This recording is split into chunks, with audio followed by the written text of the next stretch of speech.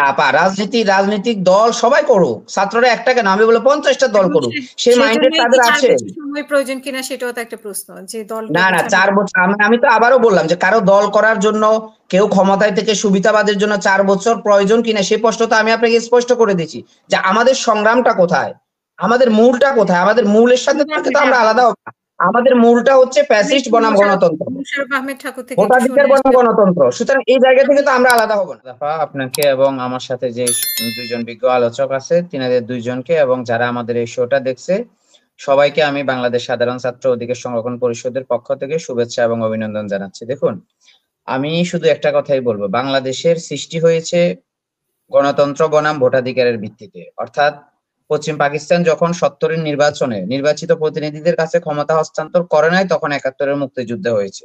এই 24-এর দ্বিতীয় প্রজন্মের মুক্তিযুদ্ধটা হয়েছে ঠিক একই কারণে। আমরা যদি ধরেন কোটা এবং মেধা এই স্লোগানটা বাদ রেখে যদি আমরা বলি কেন হয়েছে, পরপর 3টা জাতীয় নির্বাচন করে ফেলেছে বিনা ভোটে গণতন্ত্রের মোড়কে এসে এই সভ্য সমাজে, যার জন্য বাংলার মানুষ ফুঁসে উঠেছে আপামর জনতা।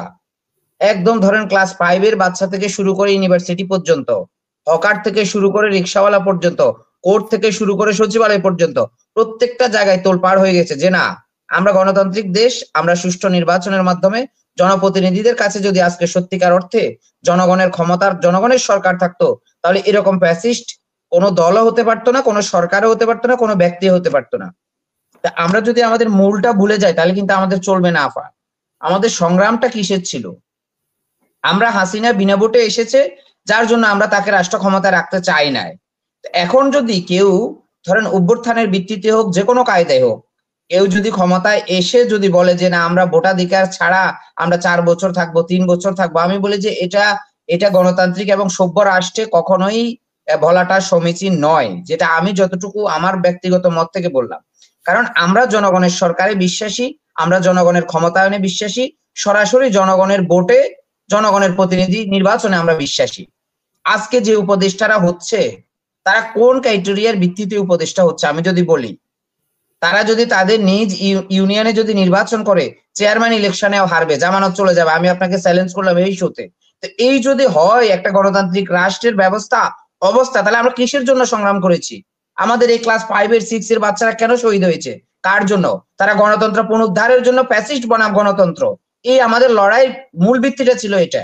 মেদানা কোটা সেটা হচ্ছে আমাদের 18 স্লোগান, এই 24-এর স্লোগানটা হচ্ছে গণতন্ত্র বনাম ফ্যাসিস্ট খুনি হাসিনার সাথে আমাদের একটা সংগ্রাম ছিল। তা আমরা গণতন্ত্রের পক্ষের, আমরা তো বলতে পারি না কাউকে যে আপনি ক্ষমতায় এসে আপনি ভোট না দিয়ে 4 বছর থেকে যাবেন, সংস্কার করবেন। আপনাকে সংস্কার করার সে মাইন্ডেড এই গণ অভ্যুত্থান ক্ষেত্রটা তৈরি করে দিয়েছে। তার মানে এই না যে আপনি যতদিন খুশি বিনা ভোটে থেকে যাবেন, এটাকে আমরা সমর্থন করি না একেবারেই। এটা আমাদের বিপ্লবের সাথে সাংঘর্ষিক, আমি যদি ভুল না বলি। কিন্তু উনি তো আমি একজন গণতন্ত্রমনা মানুষ, আমি শেষ করি। ওনারা তো ব্যাখ্যা দিচ্ছেন যে 4 বছরের কথা বলেনি। আমি তো বললাম সময় কেন বলবে? একটা নির্বাচিত সরকার যেখানে 5 বছর ভোটের মাধ্যমে এসে থাকে, তাহলে বিনা ভোটের মাধ্যমে 4 বছর 5 বছর কিভাবে এই কথাগুলো মুখে আসে? একটা সভ্য দেশে, একটা গণতান্ত্রিক দেশে তাহলে আপনি মার্শাল ল দিয়ে দেন, মার্শাল ল দিয়ে আপনি যুগ যুগ ধরে থাকেন, দেশের গণতন্ত্র ধ্বংস হয়ে যায়, সেটা আমরা সেটা করে দেন। কিন্তু আপনি কোন মোড়কে, যেই কোনো মোড়কে বলেন না কেন, আপনি এটাকে কেউ সমর্থন করবে না, কোনো গণতান্ত্রিক দল সমর্থন করবে না, কোনো গণতান্ত্রিক ব্যক্তি সমর্থন করবে না, কোনো গণতান্ত্রিক সিভিল সোসাইটিও সমর্থন করবে না। এই যে আমাদের অভ্যুত্থানটা, এটার স্পিরিটটা আমাদেরকে ভুলে গেলে চলবে না। আমাদের স্পিরিটটা হয়েছিল গণতন্ত্র বনাম ফ্যাসিস্ট, আমাদের স্পিরিটটা হয়েছিল এক দলের বিরুদ্ধে আমাদের বহুদলীয়। আমরা যারা বহুদলীয় গণতন্ত্রে বিশ্বাস করি, আমরা সবাই একসাথে হয়ে এক দলের শিকল ভেঙে ফেলছি। যারা দলীয়করণ করতে করতে চৌকিদার থেকে শুরু করে সচিবালয় পর্যন্ত, পুলিশের আপনার এই কনস্টেবল থেকে শুরু করে আইজিপি পর্যন্ত দলীয়করণ করেছে, আমরা সেই শিকল ভাঙতে চেয়েছি। আমরা তো বিনা ভোটের সরকারকে ক্ষমতায় রাখার জন্য আমরা এই অভ্যুত্থানটা করি নাই, আমরা যদি ভুল না বলি। তো এই জায়গাগুলো আমার মনে হয় আমাদের স্পষ্ট বার্তা দিতে হবে। আজকে যদি একটা স্বাধীন নির্বাচন কমিশন যদি স্বাধীনতার 53 বছর পরে বাংলাদেশে থাকতো, খুনি হাসিনা 3টা নির্বাচন করতে পারতো? কখনোই পারতো না। আজকে যদি বাংলাদেশে একটা স্বাধীন বিচার বিভাগ থাকতো, তাহলে ভারত থেকে এই দেশের মানে আপনার ওই মামলার রায় লিখে দেওয়া হতো না। কেন এগুলো নেই কেন? আমরা যদি 24-এ যারা আন্দোলন করেছি ছাত্র জনতা, আমরা যদি এই প্রশ্ন রাখি বড় রাজনৈতিক দলগুলোর কাছে, যারা সিনিয়র সিটিজেনশিপ তাদের কাছে, যে এই ব্যর্থতার দায় কে নিবে? আজকে যে হাসিনা খুনি ফ্যাসিস্ট হয়েছে সেটা কার কারণে হয়েছে? ছাত্রদের কারণে হয়েছে? কার কারণে হয়েছে? সেই জবাবটা কে কাকে দিবে বলেন আপা? তো এই যে আমরা আমাদের প্রশ্নগুলো রাখতে চাই, আমরা চাই একটা স্বাধীন কার্যকরী নির্বাচন কমিশন। সরকার আসবে, সরকার যাবে, এটা একটা নির্বাচন কমিশন এমন ভাবে থাকবে যে সেখানে যেন কেউ হাত না দিতে পারে। বাংলাদেশের সর্বোচ্চ বিচারালয় হাইকোর্টে যেন কেউ হস্তক্ষেপ না করতে পারে। সম্পূর্ণ রাজনৈতিক এবং এই অন্তর্বর্তী মানে সরকারের হস্তক্ষেপ মুক্ত একটা বিচার বিভাগ চাই আমরা। আমাদের লড়াইটা তো সেটার জন্য, যেন আগামীতে যেন এই বাংলাদেশে যেন এই রাজনৈতিক সংকটটা সৃষ্টি না হয়। সবচেয়ে বড় কথা হচ্ছে বাংলাদেশে সবচেয়ে বড়, ধরেন আমি যদি ভুল না বলি, তারা প্যাসিস্ট ছিল। তারা প্রথম অবস্থায় যদি আমরা আসি 2009 ইলেকশনে বাংলাদেশে দুটা বড় গণতান্ত্রিক দল ছিল, আওয়ামী লীগ এবং বিএনপি। আজকে আওয়ামী লীগ হারিয়ে গেছে। আজকে যদি আমরা বিএনপিও যদি হারিয়ে যায় তাহলে এই দেশটা রাজনৈতিক শূন্য হয়ে যাবে। আমরা সেটা চাই না, কখনোই চাই না। গণতান্ত্রিক দল হিসেবে সর্ববৃহৎ এবং ধরেন ব্যাপক গণতান্ত্রিক দল হিসেবে এই মুহূর্তে দেশের মানুষের স্বার্থে বিএনপি রাজনীতি করা উচিত। বিএনপি কে টিকে থাকতে হবে মানুষের জন্য। ঠিক জিয়াউর রহমান যেভাবে 75-এর সংকটে এই বিএনপি কে সৃষ্টি করেছে, এই 24-এর গণ অভ্যুত্থানের পরে বিএনপি কে টিকে থাকতে হবে, বিএনপির নেতাকর্মীদের টিকে থাকতে হবে জনগণের জন্য। কারণ এই মুহূর্তে যদি বড় দুটা দল যদি রাজনীতির মাঠ থেকে চলে যায়, এই দেশটা তো ধরেন রাজনীতি শূন্য হয়ে যাবে, গণতন্ত্র শূন্য হয়ে যাবে, এই দেশটা সন্ত্রাসীদের হাতে চলে যাবে, এই দেশটা অন্য দেশের উপনিবেশ হয়ে যাবে। আমরা তো সেটা চাই না। সুতরাং এই আওয়ামী লীগকে কেউ বাংলাদেশ থেকে তাড়িয়ে দেয় নাই। তারা অনেক পুরানা রাজনৈতিক দল, কিন্তু তারা যা করেছে এদেশের মানুষের উপর, এদেশের মানুষ গণ অভ্যুত্থানের মাধ্যমে তাদের সাথে সরাসরি যুদ্ধে চলে গেছে। সেই যুদ্ধে গণতন্ত্র জয়লাভ করেছে, ফ্যাসিস্ট খুনি হাসিনা এবং তার দল পরাজিত হয়েছে। সুতরাং পরাজিত শক্তিকে আমরা কখনো আর রাজনীতির মাঠে দেখতে চাই না। এই সিদ্ধান্ত 24-এর যারা গণ অভ্যুত্থানের স্পিরিটকে ধারণ করে, আমি যদি ভুল না বলি, রাজনৈতিক বক্তব্য আপনি অনেক দিতে পারেন চাইলে, যে আওয়ামী লীগ যে কোনো ভাবে ফিরে আসবে। আরে বাবা, যে কোনো ভাবে আসুক, কিন্তু বাংলাদেশ আওয়ামী লীগ নামে তারা তিনটা পরপর মানে গণতন্ত্রের মোড়কে নির্বাচন করে এই পাখির মতো ছাত্র জনতাকে হত্যা করে এখনো তাদের নামের সাথে রক্তের দাগ লেগে আছে। তাদের নামটা কিভাবে আমরা গণতান্ত্রিক ভাবে উচ্চারণ করি? এটা আমাদের রক্তের সাথে বেইমানি হয়, আমাদের নীতির সাথে যায় না। আপনি 1/11 সরকারের কথা বাদ দেন, আগে কি হয়েছে সেটা বাদ দেন। যুদ্ধ হয়েছে, যুদ্ধে আওয়ামী লীগ এবং তার দল পরাজিত হয়েছে। খুনি হাসিনা সরাসরি তার মসনদ থেকে, ক্ষমতার মসনদ থেকে হেলিকপ্টারে করে পালিয়ে গিয়েছে 45 মিনিটের মধ্যে। তাকে আবার রাজনীতি করার সুযোগ দেওয়ার জন্য যারা ন্যূনতম, যারা আমি আবারও বলছি, যারা ন্যূনতম সক্ষতা রাখবে, ইতিহাস তাদেরকে ক্ষমা করবে না। তারা সরাসরি ছাত্র জনতার সাথে বেইমানি করবে।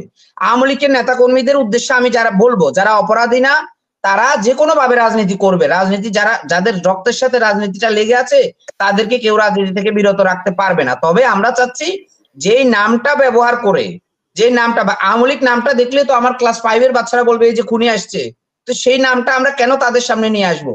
তারা তো স্বপ্নের মধ্যে এখন আওয়ামী লীগকে দেখে যে বন্দুক নিয়ে আসছে, তাদেরকে গুলি করছে। তো এই ভুলগুলো যদি আমরা করি, সিনিয়র যারা আছে বড় রাজনৈতিক দলগুলোকে বলবো, যারা সিভিল সোসাইটির আছে তাদেরকে বলবো, আপনারা দায়িত্ব নিয়ে দয়া করে খুনিদের সাথে কোনো প্রকার আপোষ নেই। একদম স্পষ্ট মেসেজ। যুদ্ধে পরাজিত হয়েছে, যুদ্ধে আমরা জয়লাভ করেছি, আমাদের ভাইদের রক্ত গেছে, আমাদের ভাইরা শহীদ হয়েছে, তারা পাখির মতো নির্বিচারে গুলি করে হত্যা করেছে। আমরা গণতন্ত্রকামী, সুতরাং আমরা আমাদের শহীদদের সাথে বেইমানি করতে পারবো না। আর একটা কথা আমি পলাশ ভাইকে বলি, পলাশ ভাই যে বললো ডাব মার্কা ইলেকশন করে, ছড়ি মার্কা ইলেকশন করে আওয়ামী লীগ 50টা আসন পাবো, আমি বলবো আওয়ামী লীগ 2টা আসনও পাবে না। তারা যে কোনো মোড়কে আসুক না কেন, 2টা আসন পেতেও তাদের কষ্ট হবে। 2টা, 50টা তো দূরের কথা। স্বয়ং শেখ হাসিনা যদি 300 আসনে ইলেকশন করে, প্রত্যেকটা আসনে তার জামানত বাদ যাবে। তাহলে এই ধরনের কথা বলে আমি মনে করি যে আওয়ামী লীগের সাথে ন্যূনতম সখ্যতা রেখে একদম সৌহার্দ্যপূর্ণ আচরণ করে জিয়াউর রহমান যে ভুল করেছে, আমরা সেই ভুল করতে চাই না। খুনি হাসিনাকে দেশে জায়গা দিয়ে জিয়াউর রহমান যে ভুল করছে, আমরা অতীত থেকে শিক্ষা নিয়েছি, সুতরাং আমরা আর ভুল করতে চাই না। যারা সত্যিকার অর্থ অপরাধী, অপরাধীদের সাথে আমরা ন্যূনতম সখ্যতা রাখতে চাই না। আমি যদি ভুল না বলি, আপনি একটা জরিপ করেন, যারা এই আন্দোলনে ছিল, যেই পরিবারগুলো শহীদ হয়েছিল, তারাই তো এই আন্দোলনের সবচেয়ে বেশি স্পিড ধারণ করে। আপনি শহীদদের পরিবারকে জিজ্ঞেস করেন যে আপনারা কি আওয়ামী লীগের রাজনীতিতে চান? আওয়ামী লীগ ভোট করুক আগামী নির্বাচনে, আপনারা কি সেটা চান? সেটার ব্যবস্থা করতে হবে। শহীদদের পরিবার যদি বলে, যারা আহত হয়েছে, যার চোখ নেই, যার হাত নেই, যার পা নেই, সে যদি বলে আওয়ামী লীগ দল হিসেবে নির্বাচন করতে পারবে, তাহলেই পারবে, অন্যথায় পারবে না। তারা তো বলবে না। আমি তো চ্যালেঞ্জ করে বললাম, 100 জনের মধ্যে 100 জনই বলবে এই খুনিকে আমরা চাই না। তাহলে কে বলবে? আওয়ামী লীগকে নির্বাচন করার মাইন্ডেড কে দিবে? কোন সংবিধানের বলে তারা গত 3টা নির্বাচন করেছিল, এদেশের গণতন্ত্র হরণ করেছিল? হাজার হাজার নেতা কর্মীর নামে মামলা দিয়েছে, মানুষের টুটি চেপে ধরেছিল কোন সংবিধানের বনে, সংবিধানের দোহাই দিয়ে রাজনৈতিক মানে স্বার্থপূর্ণ আচরণের কথা বলে আওয়ামী লীগের পক্ষে যারা চাপাই গাইবে ইতিহাস থেকে তারাও হারিয়ে যাবে। আমি আপনাকে চ্যালেঞ্জ করে বললাম তো, আগামী দিনে আগামী 100 বছরের মধ্যে আওয়ামী লীগ বাংলাদেশের রাজনীতিতে কখনো সুবিধা অবস্থানে থাকতে পারবে না। জাতীয় পার্টি 90 এর পরে যে অবস্থায় আছে এখন ঠিক একই অবস্থায় হবে। তারা অন্য দল তাদেরকে ব্যবহার করবে, তারা দুই একটা আসন নিয়েই কোন রকম বেঁচে থাকবে। জাতীয় পার্টি 90 এর পরে যেরকম ক্ষমতা আসতে পারে না, ঠিক আওয়ামী লীগও একই জায়গায় চলে গেছে। এগুলো মীমাংসিত ইস্যু আপা। আমরা রাজনীতি যতটুকু বুঝি যতটুকু জানি, যখন ওপেন ময়দানে আপনি হেরে যাবেন আপনি কখনো আর ভালো জায়গায় আসতে পারবেন না, কারণ আপনাকে সবাই চিনে, আপনি পরাজিত শক্তি। আওয়ামী লীগ এখন এদেশে পরাজিত শক্তি, এই নামটা বাংলাদেশের মানুষ আজীবন ঘৃণা করে স্মরণ করবে। সুতরাং এটা একদম মীমাংসিত ইস্যু আপা। অসংখ্য ধন্যবাদ। বাট বিএনপিকেই তো আপনাদের ছাত্ররা অনেকে চ্যালেঞ্জ করছেন এবং বিএনপির ঘাড়ে দোষ দেওয়ার সরকার যেমন চেষ্টা করছে, তারপরে ছাত্ররাও অনেকভাবে বিএনপিকে দোষারোপ করার চেষ্টা করছে। তো সেই ক্ষেত্রে আমি বলি এই মুহূর্তে মাঠে আছে বিএনপি, এই মুহূর্তে সারা দেশে মাঠে আছে বিএনপি নেতা কর্মী দল করার চেষ্টা করছে এবং বিএনপিকে সেই দলের মাধ্যমে চ্যালেঞ্জ করার চেষ্টা বিভিন্ন ভাবে করুক না আপা, রাজনৈতিক দল সবাই করুক, ছাত্ররা একটা কেন, আমি বলে 50টা দল করুক, সেই মাইন্ডেড তাদের আছে। সময় প্রয়োজন কিনা সেটাও তো একটা প্রশ্ন, যে দল না 4 বছর। আমি তো আবারও বললাম যে কারো দল করার জন্য, কেউ ক্ষমতায় থেকে সুবিধাবাদের জন্য 4 বছর প্রয়োজন কিনা সেই প্রশ্ন তো আমি আপনাকে স্পষ্ট করে দিয়েছি যে আমাদের সংগ্রামটা কোথায়, আমাদের মূলটা কোথায়। আমাদের মূলের সাথে তো আমরা আলাদা হব না। আমাদের মূলটা হচ্ছে ফ্যাসিস্ট বনাম গণতন্ত্র, ভোটাধিকার বনাম গণতন্ত্র। সুতরাং এই জায়গা থেকে তো আমরা আলাদা হব না। আমরা তো মানুষের ভোটের অধিকার নিশ্চিত করতে চাই।